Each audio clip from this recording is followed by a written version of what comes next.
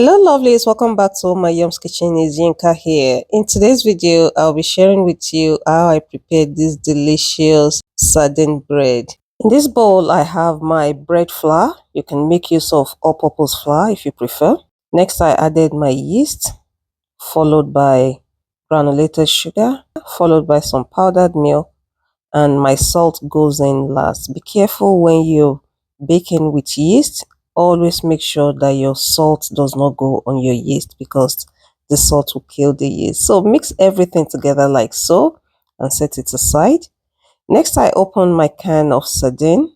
This is sardine in oil. So I drained out the oil into a small bowl like this, and I'll be using that in the mixing of the dough. Next, I opened the can fully and I took out my sardine and set it aside. Next, I broke an egg and I whisked that and set it aside as well. Basically, just preparing all the ingredients that I need. And if you're watching this video, thank you so very much. Please do not forget to hit the subscribe button if you haven't already done so. Thank you. You're going to be putting the dough together and you're going to start by adding the oil you reserved from your sardine into the flour mixture. You're doing this because you want the flavor from the oil to be infused into your dough. So instead of butter, we're making use of the oil, okay? Next, you're going to tip half of the egg that you beat earlier. You're going to tip half of that into the dough and then you're going to be adding some warm water.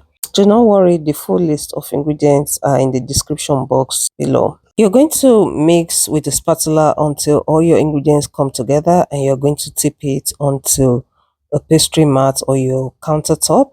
If your dough is a bit sticky, which is what has happened here, you can dust it with a bit more flour and oil your palm and just do whatever you need to do to make it easy to work your dough. Once you're able to stretch your dough like I'm doing here without it tearing easily, your dough is ready and you're going to put it in the oil bowl to prove. I also like to say that you can do all of this in your food processor. You do not have to work it by hand. I just enjoy working my dough by hand. Anyway, once your dough is nice and come together, you're going to cover it with cling film and a kitchen towel and leave it in a warm place to rise. Proofing time could be anywhere between 30 minutes to an hour depending on how warm your kitchen is, or otherwise you can place it in your oven. Please do not turn the oven on and keep a cup of hot water in the oven together with it and just leave it there. That's a trick to help your dough to rise quickly. While you're allowing your dough to proof, you're going to mash your sardine. You can just mash it and go ahead to use it like this, but I wanted a bit of spiciness in it, so I sliced some fresh chilies into this. And if you've watched this video up to this point, thank you so very much for watching. I really appreciate you. Please do not forget to hit the like button, leave me a comment, and if you are not already subscribed, what are you waiting for? Please hit the subscribe button as well. Thank you so much. So mix everything together like this if you're going with the chili and set it aside. Next, I'm going to be tipping the remaining liquid from the oil into my egg because I just want that sardine flavor all over this bread roll. In that time, I also grease my baking pan with oil. Make sure you're generous with the oil so that your bread can come out easily. Now checking on the dough has doubled in size and you're just going to degas it gently like that and you're going to put it back on your work surface like so. At this point, your dough should be very soft and delicate. Please be gentle while handling the dough at this point because you do not want to destroy the gluten. And then you're going to slice or divide your dough into 4 equal parts because this dough makes just 4 bread rolls. Next, you're going to roll out each of the portion of the dough and you're going to be spreading your sardine mixture on top of that like I'm doing here. Just spread it out nicely. If you love your bread to have lots of sardine, I would recommend that you use 2 cans of sardine for this recipe.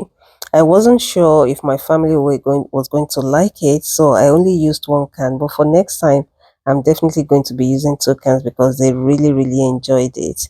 So you're going to roll your dough gently like so. You're going to just make sure you handle with care.